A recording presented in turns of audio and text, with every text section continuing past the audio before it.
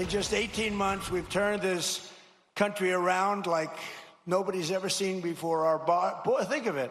Our border is secure. Jobs are up. Inflation is way down. America is back. It's stronger than ever before. And I'm telling you, it's only going one way. It's going up. As long as we keep our current thinking, our current system, it's going up. If you go the other way, nothing ever succeeds. So there is the pitch from the president yesterday, Marietta, Georgia. Come on over. We put out some new Fox polling numbers in the last 12 hours.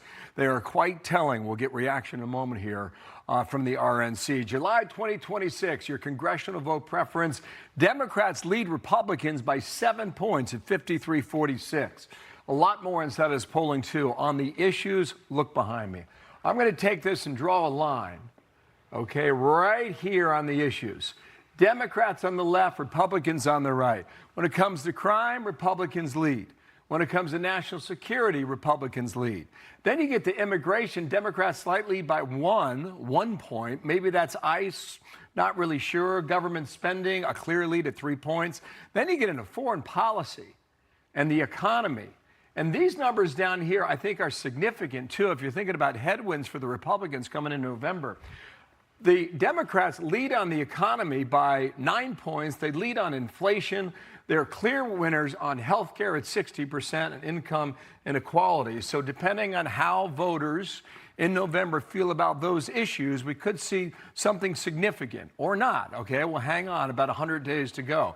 How motivated are you to vote in midterm elections? Democrats extremely motivated at 68%. Are you very motivated? Line number 2, Republicans lead there at 29% by 9 points, 29 to 20. So here is the game now, come November. On the Senate side, you've got 4 toss-up seats. Remember this, Democrats have to win all 4 toss-up seats, and they have to defend at least 4 seats that right now are on the margins in order for them to get the majority. It's a tough job to do right now if you look at the map. On the House side, Republicans at 208, Democrats at 211. We have 16 toss-up districts as of now. We think that's where we stand, and again, subject to change. Joe Gruters, RNC Chairman, with me now. Joe, good morning to you. You saw the numbers. Go ahead and respond to the headwinds that we're seeing in these poll numbers for the Republicans. Listen, I'm on the ground every single day. I don't necessarily believe those poll numbers, but listen, we are in prime position to win it in November. And don't forget how soon people forget the fact that the Democrats created the mess of the economy.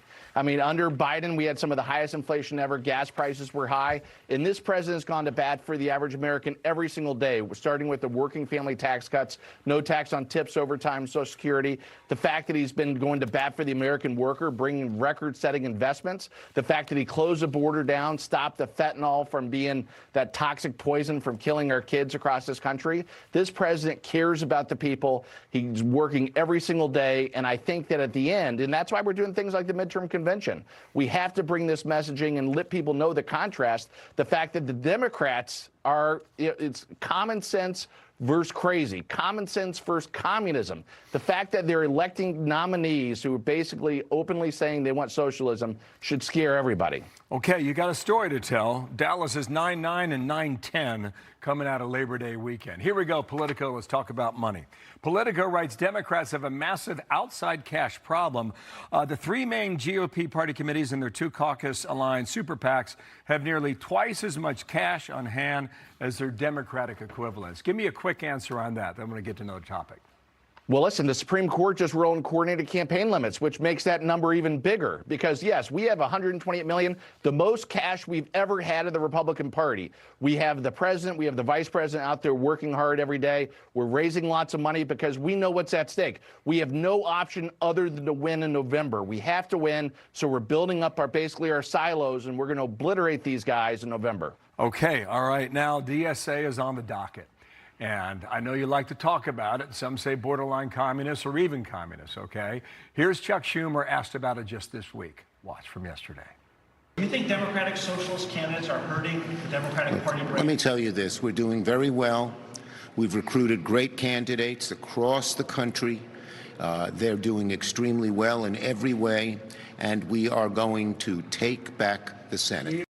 How Troy Jackson, the Democratic candidate there in Maine, feels about that, because he doesn't even want Chuck Schumer as Senate Majority Leader, okay, if indeed that happens. Here's our poll, all right, Democrats and Republicans. How do Democrats feel about the DSA? Just look at the left side of your screen. 59% favorable. Socialism, 52% favorable. Capitalism, they're underwater at 41%. What do you make of that?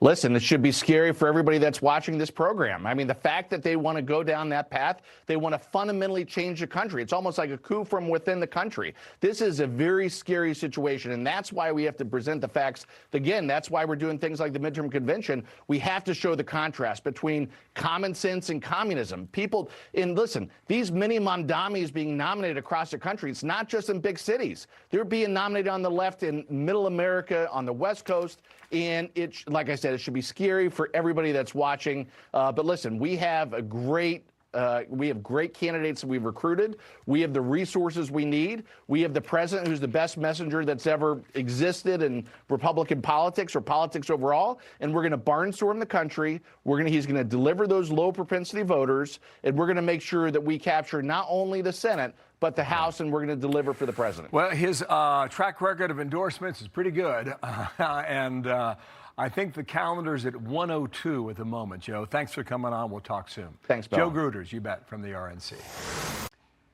Be sure to like and subscribe for all the Fox News latest on YouTube, and catch full shows streaming now on Fox One.